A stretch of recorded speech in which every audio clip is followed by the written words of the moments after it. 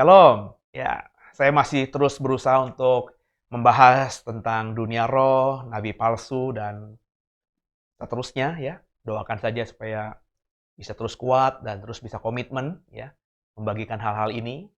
Karena saya sudah berjanji untuk kalau berkhotbah di ibadah Minggu Raya, di mimbar Minggu Raya, mimbar gereja, ya tidak akan atau tidak terlalu mengajarkan sesuatu yang dalam gitu ya. Dalam artian menggali topik-topik yang tidak up to date, yang tidak down to earth, yang tidak menjadi kebutuhan dari orang-orang Kristen di hidup di akhir zaman ini. Jadi kalau hari Minggu saya akan mengkhotbahkan bagaimana firman Tuhan bisa kita langsung aplikasikan dalam kehidupan keseharian.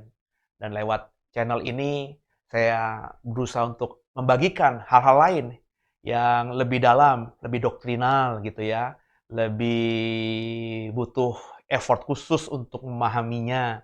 Sehingga kalau Bapak Ibu misalnya mau belajar lebih dalam lagi, maka jangan lupa untuk terus mengikuti program ini ya, di-subscribe, di-like, dikasih notifikasi supaya setiap program yang keluar, terutama saya yang membagikan firman Tuhan, Bapak Ibu bisa mengikutinya tanpa tertinggal gitu ya. Kita kan masih terus lanjut soal roh antikristus. Kita tundukkan kepala dulu ya sebelum kita lanjutkan pembahasan kita di minggu lalu. Bersama kita doa.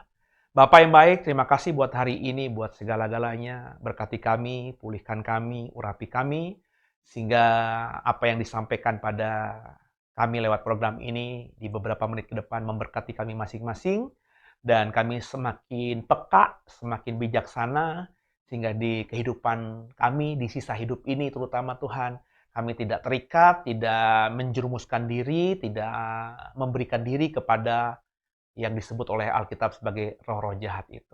Kami mau memberikan hidup kami, tubuh kami, jiwa kami, roh kami hanya kepada Tuhan Yesus Kristus. Maka tolong kami berikan hikmat agar mengerti firman Tuhan ini.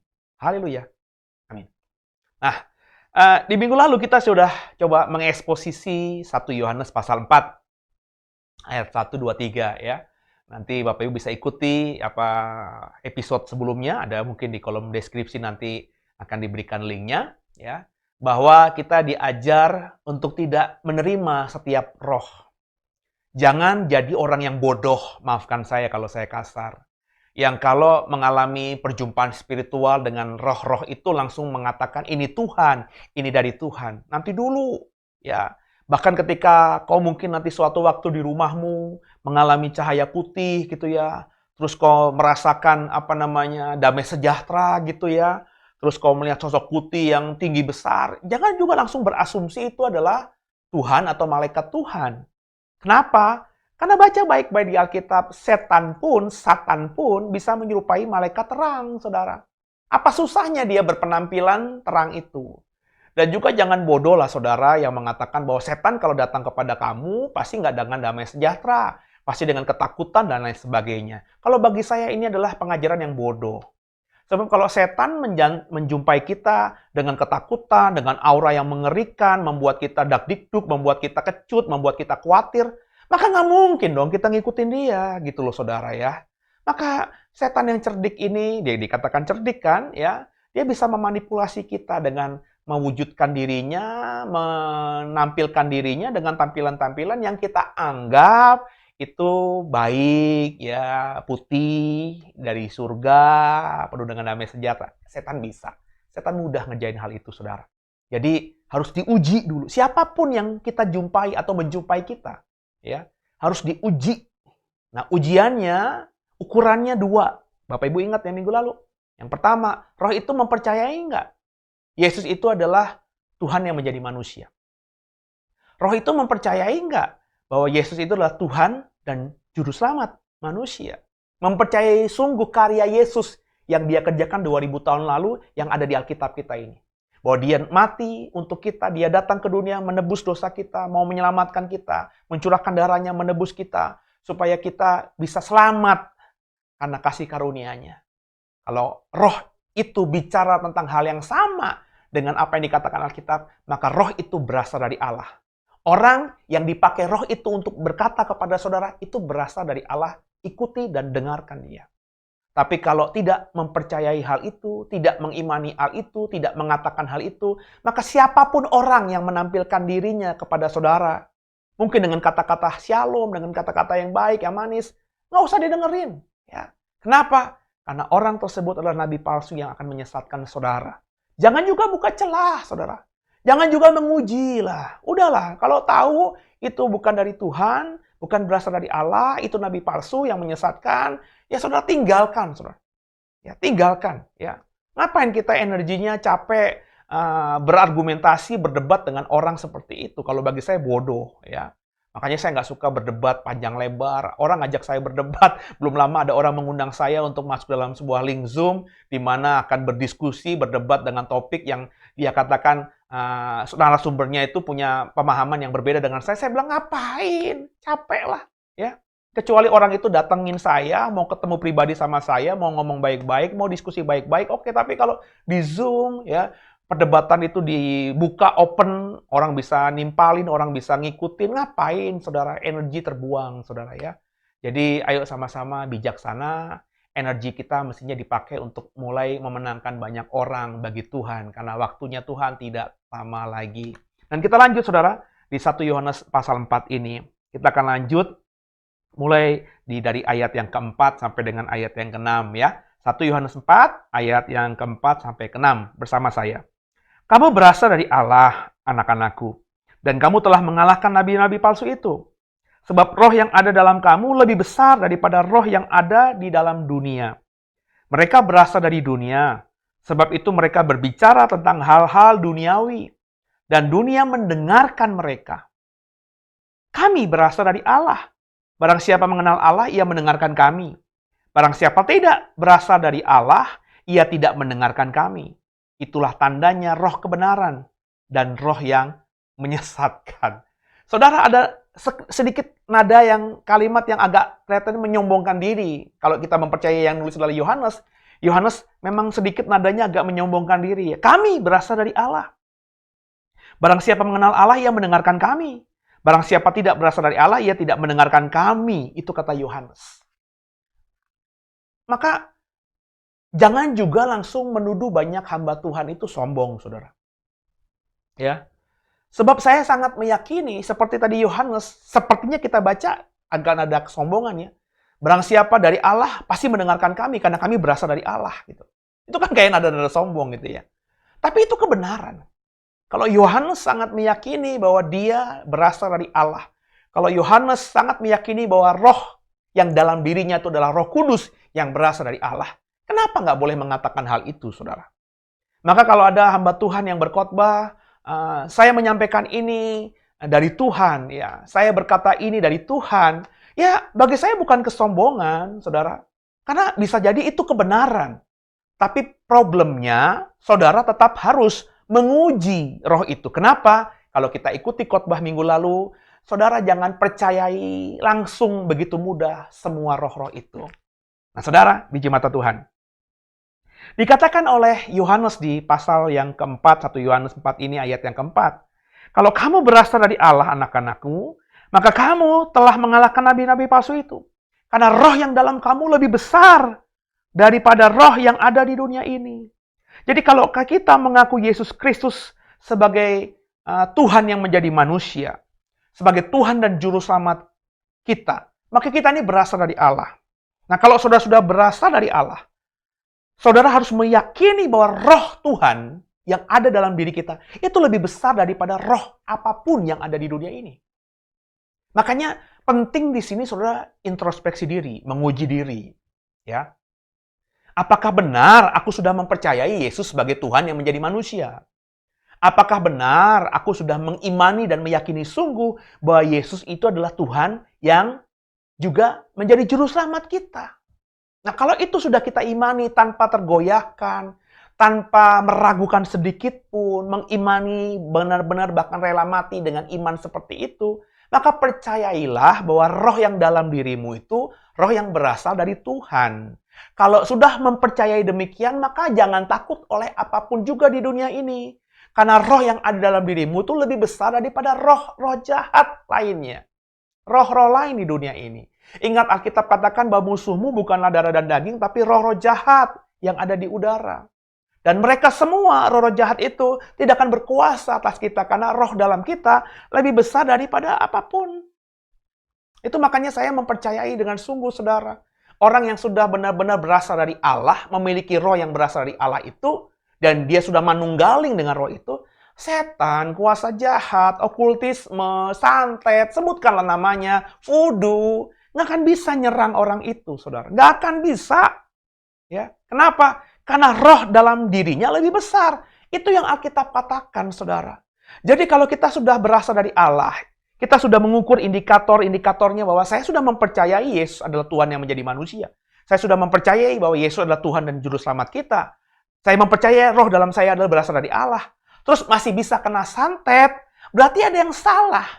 Cuma dua yang salah kemungkinannya. Yang pertama, kau bohong. Yang kedua, Alkitab yang bohong. Tapi saya mengimani Alkitab tidak bohong. Alkitab adalah kebenaran. Berarti saudara yang bohong. Ya, ada banyak kesaksian kok. Ya, ada banyak kesaksian. Roh dalam roh dunia ini nggak bisa menguasai kita. Itu makanya kita nggak usah takut terhadap apapun juga. Yang berikutnya, ya pembahasan berikutnya ayat 5. Mereka yang berasal dari dunia, mereka ini siapa? Ini konteksnya adalah nabi-nabi palsu yang ada di ayat ketiga yang kita bahas minggu lalu. Dan juga roh-roh jahat itu, ya. Mereka berasal dari dunia. Nabi-nabi palsu itu berasal dari dunia. Roh-roh jahat itu berasal dari dunia, bukan berasal dari surga, bukan berasal dari Tuhan. Sebab itu mereka berbicara tentang hal-hal duniawi. Dan dunia mendengarkan mereka. Nabi-nabi palsu itu bicara tentang hal-hal yang duniawi. Hal-hal duniawi itu apa, saudara? Yang bisa membuat kita bahagia, nikmat di dunia ini. Kekayaan, hidup yang diberkati, kemakmuran, ya, memiliki pasangan yang cantik, yang seksi, yang tampan, memiliki rumah, memiliki mobil, memiliki pekerjaan, gaji, tabungan yang sangat baik, ya, memiliki investasi yang baik, memiliki harta berlimpah, memiliki jabatan, tahta, pangkat, bla bla bla. Itu yang diomongin oleh nabi-nabi palsu. Kenapa? Itu karena semata mereka berasal dari dunia. Maka fokusnya pada dunia. Maka ujilah roh-roh yang sedang ada atau sedang menguasai saudara, mencekoki saudara. Ujilah semua pendeta-pendeta hamba-hamba Tuhan itu. Apakah dalam khotbah-khotbahnya ngomongin ini melulu gitu loh, saudara. Ngomongin berkat melulu. Ngomongin kamu akan sehat melulu. Ngomongin kamu akan mengalami mujizat melulu. Ngomongin mengenai materi melulu. Saya nggak bilang mujizat itu nggak boleh diomongin. Dalam khotbah saya juga mengkhotbahkan perkara-perkara mujizat, menyaksikan hal itu juga membagikan apa yang saya ekspos di Alkitab kita ini. Mujizat itu Alkitabiah. Tapi kalau ada hamba Tuhan ngomongin mujizat, mujizat itu kan bagi dunia, saudara. Mujizat itu kan dialami di dunia. Ya, sembuh kaya, miskin kaya, sakit sembuh. Ya. Itu kan mengenai duniai. Kalau sudah kaya, apakah bisa membuat kita memiliki surga? Ketika kita sehat, apakah kita otomatis memiliki surga? Kan tidak. Kesehatan hanya bisa kita nikmati 70-80 tahun, kata Alkitab. Begitu pula kekayaan. Mati kita cuma dikubur, pakai peti mati 2x1, dikubur di lubang kurang lebih 2x1, dipakein baju kita nggak bisa merasakannya lagi, ya. Bahkan ketika tubuh kita mulai digerigitin, dikeroyok atau digrogoti oleh belatung-belatung, kita pun nggak jijik dan merasakan apa-apa karena kita sudah mati. Jadi nabi-nabi palsu pasti ngomongin begini, ya. Coba ujilah, saudara. Saya tidak menghakimi, saudara. Ya. Tapi kalau ada hamba Tuhan dari khotbah-khotbahnya ngomongin itu mulu, berkat, berkat, berkat, berkat, berkat, berkat, berkat, berkat. Kalau kau diberkati, kamu harus begini. Kalau mau mendapatkan berkat ini, kamu harus lakukan ini. Ini harus dikerjakan. Inilah kesaksian saya diberkati begini, gini, gini. Kalau ngomongnya itu mulu, Alkitab katakan, nabi-nabi palsu, roh-roh jahat berasal dari dunia, dan mereka akan ngomongin perkara-perkara yang bersifat duniawi. Dan dunia senang akan hal itu. Maka saya percaya kalau roh dalam dirimu berasal dari Allah, kok pasti langsung ada alarm tuh yang tidak akan menyukai ajaran-ajaran seperti itu. Jadi perhatikan suamimu, perhatikan istrimu, perhatikan orang tuamu, perhatikan anakmu, perhatikan sahabatmu. Kalau kau dengar mereka lebih menyukai pengajaran-pengajaran yang bersifat duniawi, terus kau sendiri merasa gimana gitu ya, nggak sreg, nggak bahagia, kok ini bukan kebenaran, kok ngomongin daging mulu, ya coba tegur dia. Jangan-jangan dia sedang kilas. Tapi kalau ditegur baik-baik dia menolak, ya Alkitab katakan, Jangan-jangan memang berasal dari dunia. Jadi levelnya, apa namanya, level frekuensinya sama, ya. Maka nggak heran mengikuti atau mendengarkan nabi-nabi palsu. Ayat yang berikutnya, ayat yang ke-6. Kami berasal dari Allah. Barang siapa mengenal Allah, ia mendengarkan kami. Barang siapa tidak berasal dari Allah, ia tidak mendengarkan kami. Nah, itu untuk itu ya, Bapak Ibu juga jangan langsung menghakimi banyak hamba Tuhan itu jadi sombong gitu ya. Kalau saya yakin sampai umur saya sekarang duduk di kursi ini lagi bagiin firman Tuhan ini buat saudara, saya sangat meyakini bahwa roh saya dari Tuhan. Ya, saya mempercayai sungguh, mengimani sungguh bahwa Yesus adalah Tuhan yang menjadi manusia. Saya mempercayai dan mengimani sungguh bahwa Yesus adalah Tuhan dan juga juru selamat saya. Ya, dan saya mengimani roh dalam saya dari Tuhan. Saya nggak takut dengan roh apapun juga. Dan karena itu, saya nggak peduli saya khotbah apa, ngomong apa, diterima apa tidak, saya nggak pusingkan hal itu. Ya. Sebab saya meyakini, kalau saya mengatakan saya dari Allah, dan yang saya khotbahkan, yang saya ucapkan dari kata-kata saya adalah firman yang dari Allah, maka kalau tidak ada yang suka, tidak ada yang menyukai, ya, terus akhirnya menentang dengan terbuka, mengkoreksi, mengkritik dengan sangat liar, membuli bahkan, saya nggak peduli dan saya tidak akan balas. Karena bagi saya, karena saya sangat yakin saya berasal dari Allah, mereka berarti bukan berasal dari Allah. Yohanes berkata begitu. Kalau barang siapa berasal dari Allah, maka mereka akan mendengarkan kami. Karena kami berasal dari Allah. Kalau kami berkata, dan ada yang tidak mendengarkan, maka mereka bukan berasal dari Allah. Segitu aja, saudara. Jadi nggak usah saling maki-makian, ya. Nggak usah saling debat-debat, menunjukkan arogansi, kehebatanmu sebagai seorang teolog, seorang pendeta, yang hari-hari ini dipertontonkan banyak di YouTube. Ada pendeta A nyerang pendeta B nyerang pendeta C, seolah-olah dirinya yang paling benar, mengatakan yang paling benar. Nggak usah, saudara, ya. Meskipun kepercayaan diri itu harus ada, tapi nggak usahlah begitu. Biarlah Tuhan yang menghakimi, ya. Jadi, bagaimana sikapnya? Ya sudah, ngomongin aja apa yang ada di hati nuranimu. Kalau hati nuranimu dikuasai oleh roh Tuhan, maka itu pasti adalah kebenaran. Kalau ada yang mendengarkan, mau mengikuti, mengamini, mengerjakannya, menjadikan kau guru, pendetanya, maka mereka berasal dari Allah. Kalau tiba-tiba yang kita sampaikan itu tidak ada yang menyukai, ada yang mencemooh, ada yang memaki-maki bahkan, ya sudah, biarin aja. Ampuni aja, nggak usah dipusingin, nggak usah energi kita habis untuk meladeni orang-orang seperti itu. Kenapa? Kalau kita berasal atau kita yakin berasal dari Allah, maka berarti mereka bukan berasal dari Allah. Kalau begitu hidup kita tenang, saudara. Jadi nggak apa-apalah, ya.